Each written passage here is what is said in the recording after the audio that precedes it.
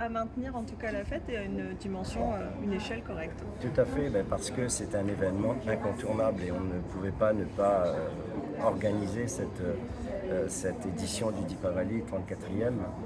Et donc cette année, comme vous l'avez compris, inscrit, vous savez, le thème, c'est-à-dire entre tradition et modernité. Et on est content parce que toutes les équipes ont travaillé d'arrache-pied pour pouvoir vraiment réaliser ce numéro-là, ce format-là, qui sera aussi un format très, très bien, tout en sachant que voilà, il y a des travaux. L'inauguration se fera au Colosse avec la Méla au Colosse, notamment les spectacles. Et le défilé en cœur de ville qui partira donc sur l'avenue de la mairie, sur l'avenue de la République. Mais il n'y aura pas de spectacle, après le grand défilé parce que aussi sur le stade de Sarnagarga, il y a aussi des travaux énormes, des grands travaux, donc on ne pouvait pas cette année. Mais l'année prochaine, je vous promets quelque chose de grandiose. Donc là, il y a deux grandes soirées cette année pour le Deepavali. Il y a le vendredi soir avec l'inauguration, le spectacle et le feu d'artifice. Et samedi soir à Saint-André avec le défilé de chars traditionnel. C'est ça. Donc il y a en deux phases l'inauguration avec spectacle et puis le grand défilé. Sachant que l'Amela, cette année, c'est sur 5 jours au lieu de 3.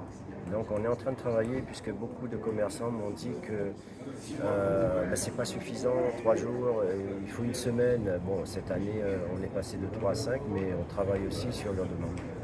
Pourquoi Saint-André met autant de moyens? On veut faire de cette fête quelque chose de grand public. Vous avez parlé du vivre ensemble réunionnais qui est important à rappeler, ce sera le cas là pendant cette fête.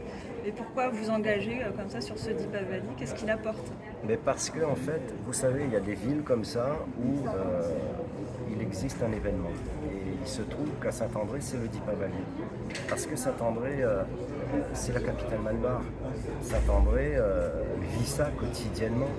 Et je ne vois pas comment faire l'impasse sur cet événement qui attire 20-30 000 personnes.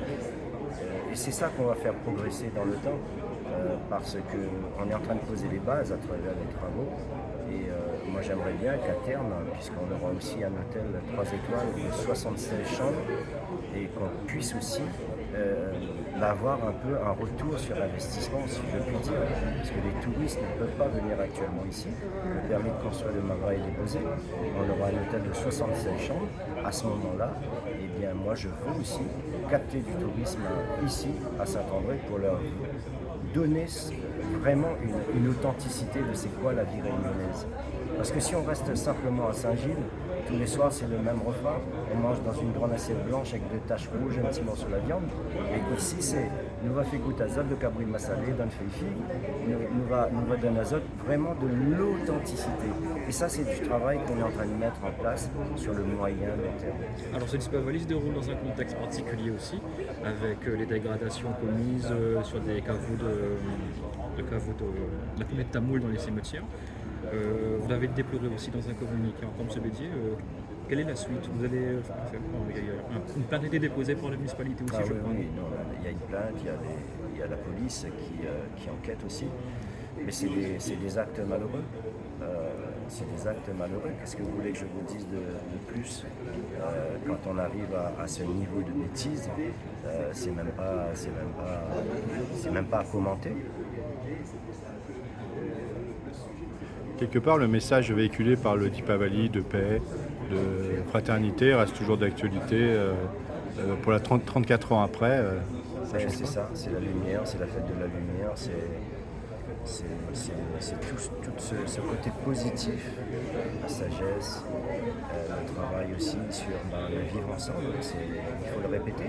C'est un fait à La Réunion. C'est vrai, ce vivre ensemble il est important, mais si on ne l'entretient pas, c'est quand même c'est pas gagné. Il faut toujours travailler le sujet parce que moi je considère qu'il n'est pas acquis gagné.